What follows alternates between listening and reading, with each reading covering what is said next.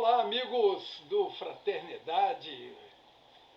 Vamos hoje ver aqui algumas questões interessantíssimas do Livro dos Espíritos, que tratam das chamadas penas temporais, que vai da questão 983 até a questão 989.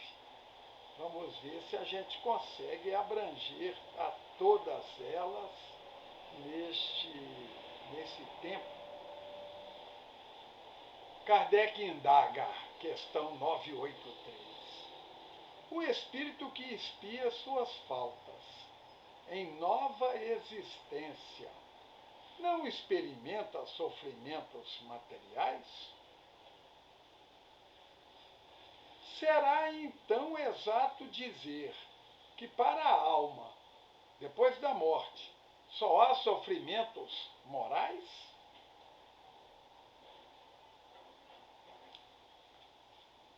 Pergunta interessantíssima e que remete a um punhado de indagação que a gente ouve por aí. Ora, se o espírito ele expia as faltas cometidas apenas numa outra encarnação, quer dizer então que no plano espiritual ele não sofre?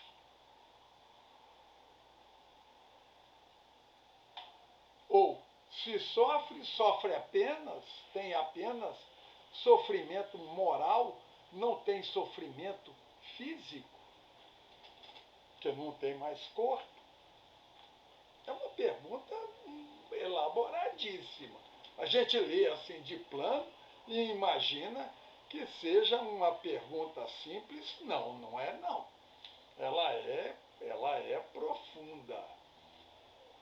Se afirma que em outra encarnação ele sofre o que fez na encarnação anterior, quer dizer então que no plano espiritual só há o sofrimento moral, não tem sofrimento físico? Resposta: é bem verdade que quando a alma está reencarnada, as tribulações da vida representam um sofrimento para ela. Mas só o corpo sofre materialmente. Isso é uma afirmativa dada pelos espíritos. Como espírito, a pergunta desdobra, mas eu estou pegando a síntese dela. Como espírito, não sofre mais dores físicas. Essa afirmativa, meus amigos, leva muita gente a considerar o seguinte, e eu já vi isso. O espírito se manifestou na reunião mediúnica, dizendo que estava com dores, né, no braço e tal, porque tinha machucado o braço, estava sentindo dor no braço e tal. E o médium vidente viu, ele estava com o braço todo arrebentado e tal. E a pessoa que foi conversar com ele, sem a habilidade necessária, virou para ele e falou: não, mas você já morreu, o espírito não sente dor? Um baque para ele. Você não sente dor, isso é apenas impressão sua. Gente, a gente precisa reconhecer que até a dor física, quando a gente está encarnado, também é impressão nossa.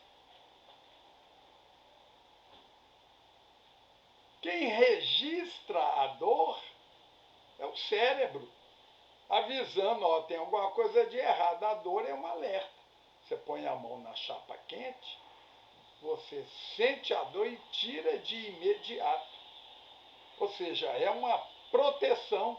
Tem gente que nasce sem essa atribuição e morre logo.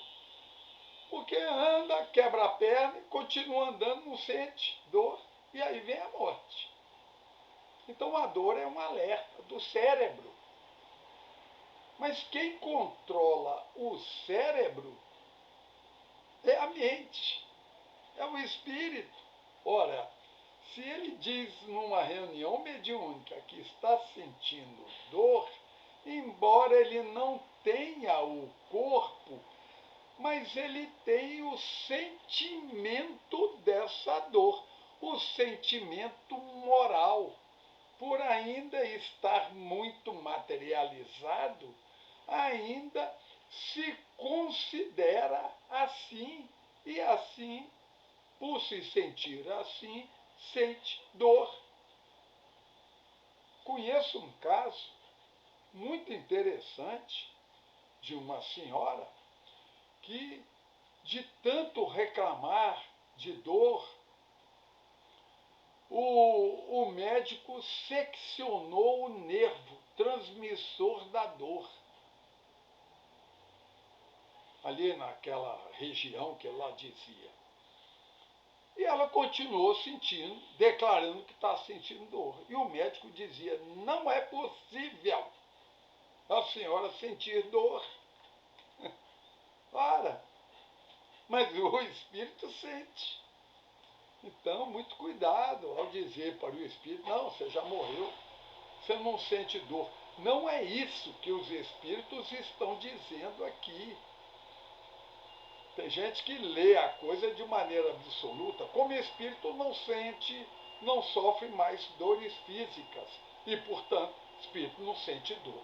Sente fome, sede, frio, dor, do atropelamento, do acidente, do corte, da queimadura e tal, sente, por ainda estar mentalmente ligado à dor, advém.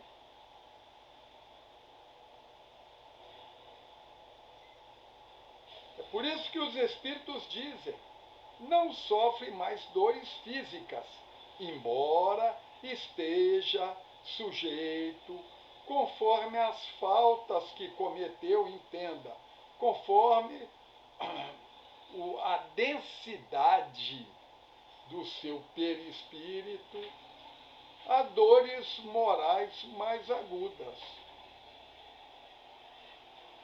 Então, os espíritos complementam aqui embaixo. Todas as penas e tribulações da vida são expiação das faltas de outra existência. Aí ele não está remetendo mais ao espírito, está falando do encarnado e dizendo, olha, toda dor moral ou toda dor física grave, séria, não é um tropeção ali na esquina, né? Escorregou na casca de banana e tal, e ralou o joelho. Não, não. Dores graves, acentuadas. Todas as penas e tribulações da vida são expiação das faltas de outra existência, quando não resultam de faltas dessa própria vida.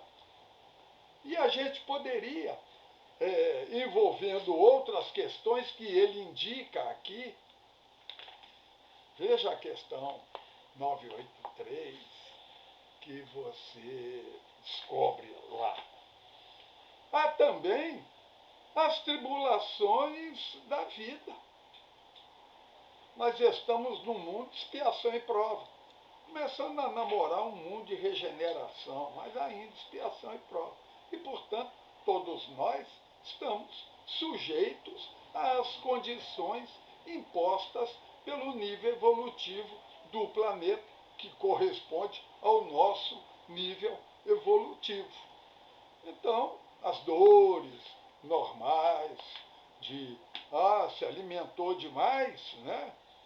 Exagerou na feijoada deliciosa do sábado, dor de barriga, gases, não sei o que, desconforto e tal, são consequências próprias, não de algo que a espiritualidade esteja tomando conta. Não, mas são coisas do próprio trato orgânico para solucionar um problema ali, que não tem nada a ver com culpa, com expiação, com nada assim mais grave. Vale a pena a leitura e a meditação dessa e das demais questões. Nós estamos aqui colocando alguns pontos nesse breve tempo só para a gente poder meditar sobre elas. Olha a questão 984. As vicissitudes, as necessidades da vida são sempre punição das faltas atuais? Não. É inconsequência quase que daquilo que a gente acabou de falar. Muitas das vezes é a condição do próprio planeta. Jesus, quando veio à Terra,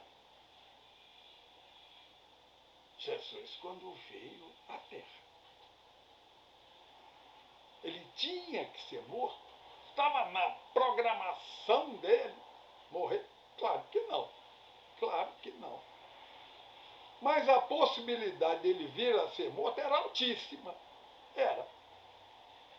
Imagina você vivendo aí em Brasília, nesse conforto todo, o PIB mais alto do país, a renda per capita mais alta do país e tal. E, de repente, te convido para você ir para uma aldeia num ponto remoto do país, onde moram homens, pessoas violentas, selvagens ainda, num processo ainda muito aquém, lá iniciando, mal saído da caverna. Ó, você indo, você sabe que está correndo o risco de vir a morrer. Esse foi o sacrifício do Cristo, se submeter às condições humanas. E ele sabia que a possibilidade do fim dele ser como foi é altíssima, dada o nível evolutivo. Então, nem toda vicissitude, nem toda necessidade da vida é punição de faltas. Não. Condição da própria matéria. Por exemplo, ter uma profissão, ter um trabalho que te remunera, que te ajuda a pagar os boletos. Condição própria da Terra. Eu na outra encarnação eu devo ter sido um milionário, porque nessa vida passo miséria. Esforçou para estudar, para ter uma profissão que viesse a prover aquilo que você acha que seria o bom, o necessário para você? Não. A condição da vida exige isso. Uma formação profissional, um esforço de aprendizado para poder exercer uma profissão, para ter uma vida digna e tal, dentro do nível que você imagina. Então, a pergunta é muito interessante. E a resposta dos espíritos à pergunta as necessidades da vida são sempre punição? Não. Não. Como já dissemos, são provas impostas por Deus. O que ele abrange aqui é punição das faltas atuais. Fez, pagou. Deus é imediatista. Fez, pagou. Pai, pimba. Né? Bateu, tomou. Não. Deus usa da sua profunda e infinita misericórdia. Quando nós somos capazes de recuperar aquilo que fizemos de temos condição de aprender com a aflição. Deus permite que a gente passe por ela. Não que Deus fique feliz, satisfeito, como muita gente imagina, né, em ver o sofrimento. Ah, mas aqui no livro dos Espíritos está escrito várias vezes, Deus pune, Deus pune, Deus pune. Deus pune. Está colocando um verbo que a gente entende, mas não é o objetivo de Deus. A relação com Deus, criatura com o Criador, é uma relação educativa. Do Criador para a criatura. Educativa. Então, quando há possibilidade, sim, da pessoa se recuperar perante a sua própria consciência, aí sim. Então ele diz, não, as necessidades da vida não são sem punição das faltas atuais, embora muitas das vezes seja. Mas nem sempre. A pergunta é, são sempre? Não. Como já dissemos, provas impostas por Deus, ou que vós mesmos escolhestes como espírito. Olha que interessante. A gente, no plano espiritual, depois de passado o tempo, depois da gente se desvencilhar da matéria, depois da gente compreender como espíritos o real objetivo da existência, aí sim, quando há possibilidade do aprendizado, aí o espírito tem condição de escolher. Agora é preciso que a gente preste atenção num outro detalhe. Nem todo sofrimento indica falta grave na encarnação passada. E Jesus provou isso. Cego de nascença, lá em Jerusalém, que Jesus o cura e os discípulos perguntam, foi ele ou os pais dele que erraram? Na época tinha essa ideia maluca, que infelizmente alguns ainda conservam, de que o pai erra, o filho é que paga. Né? Ou seja, Adão errou, a gente é que paga. Não tem sentido. Isso é uma injustiça total e completa. Até nos países onde a justiça é mínima, é horrorosamente degradada, só se pune a pessoa pela falta que ele mesmo cometeu. Imagina Deus fazer uma besteira, uma aberração dessa. Então, mas na época se acreditava. Por isso que os discípulos perguntam para Jesus a respeito do cego de nascença que ele curou. Quem errou, ele ou os pais dele? Quer dizer, a crença de que os pais errando os filhos são punidos e a crença na reencarnação. Porque se é cego de nascença, o erro só pode ter sido antes. Antes quando? Como espírito? Não, quando encarnado. E Jesus diz, nenhum nem outro. Ele nasceu assim para que nele se manifestasse a glória de Deus. Tem muita gente que imagina que Jesus fez um combinandinho com o Espírito lá, ó, você finge que é cego e eu finge que te curo. Mas, que bobagem de interpretação. A glória de Deus não é feita com enganação.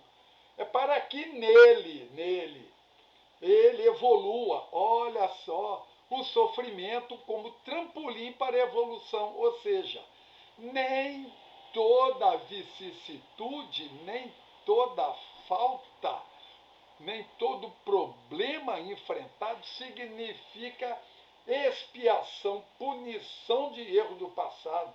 Pode ser promoção, pode ser que seja expiação, pode ser que seja prova.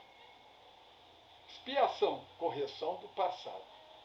Prova mesmo, prova para ver se passa, se muda de categoria, se evolui, com vistas à glória de Deus. ele subir um degrau evolutivo. Certa feita, Chico Xavier estava andando em São Paulo de carro e, de repente, ele viu um mendigo, pediu o pessoal para parar o carro. O pessoal parou, ele desceu, foi lá e conversou longamente com o mendigo. Voltou, entrou no carro e o pessoal curioso. Olha, Chico, o que é? Falou, é um grande espírito que pediu nessa encarnação para vir nessa condição para melhor desenvolver a humildade, o senso de compreensão da necessidade do outro. Não estava sendo punido, estava sendo promovido. Pergunta interessantíssima essa 984. Vamos na 985? A reencarnação da alma num mundo menos grosseiro é uma recompensa? Mais do que recompensa, é consequência. Nós já vivemos num mundo, no tempo das cavernas. A gente saía, o supermercado era assim, você pegava o cartão de crédito, era um porrete, você saía para pegar o bicho. Quase sempre era o bicho que te pegava. Era disputa. Acho que foi aí que nasceu o ditado, um dia da caça do caçador. Um dia da caça. Em primeiro lugar, porque a caça, às vezes, quase sempre vencia. Quando o caçador vencia, trazia, era uma festa. Não tinha tempero, não tinha nada. Quando descobriram o fogo, cozinharam. Então, comia aquela carne mesmo e tal, do jeito que vinha, abria com a mão e tal. Nós vivenciamos isso. E no próprio planeta, a humanidade evoluindo, o próprio planeta evoluiu. Que o planeta evolui quando a humanidade ali, ou pelo menos a maioria, evolui. Hoje vivemos com conforto e tal. Você quer fazer um guisado bom, você vai, você compra a carne e tal, traz para casa. Não precisa sair para matar o bicho. Você trabalha, ganha o recurso e faz aí o seu encontro com os amigos e tal. Dá o jantar, o almoço e tal. É consequência da evolução. À medida que os espíritos se vão purificando, encarnam em mundos cada vez mais perfeitos, até que se tenham despojado totalmente da matéria e se lavado das impurezas, para então gozarem eternamente a felicidade dos espíritos puros. São aqueles espíritos que atingiram o ponto máximo da evolução. Alguém vai falar, não, mas a evolução tem ponto máximo? Leia a questão 196, se não me engano, do Livro dos Espíritos, que fala que o progresso é quase infinito. Se é quase infinito, infinito não é. Ou seja, a evolução da criatura tem um ponto. Esse ponto é o que se denomina de espíritos puros. Ou lá na ponto máximo, os espíritos crísticos, aqueles que já se transformaram em agentes diretos de Deus. Que beleza isso! A 986. O espírito que progrediu em sua existência terrena pode reencarnar algumas vezes no mesmo mundo? A resposta é óbvia, sim.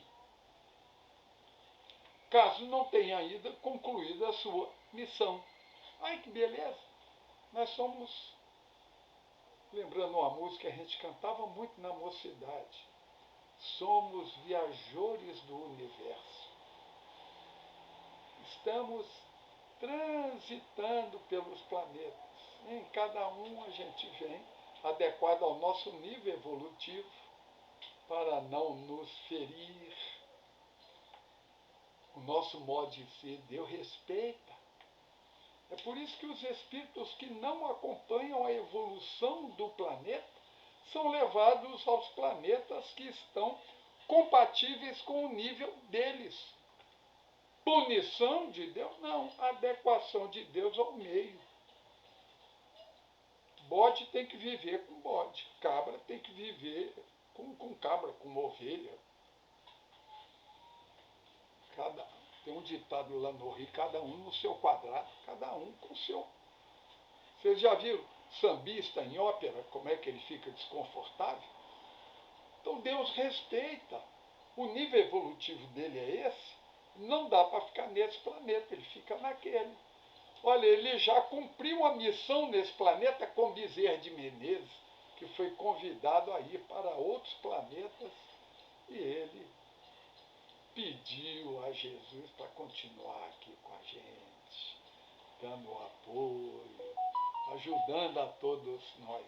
Mas já não pertence mais à Terra, já está submetido ao nível evolutivo de outros planetas. O que acontece ao homem que, embora não fazendo mal, também nada faz para libertar-se da influência da matéria. É a turma do cima do muro. Desde que não deu nenhum passo rumo à perfeição, deve recomeçar uma existência idêntica à que deixou, ficou estacionário. O espírito pode, por seu livre arbítrio, ficar estacionário, parado. Mas Deus, quando nos cria, nos determina. Nós temos em nós o fototropismo, ou seja, a gente se dirige para a luz.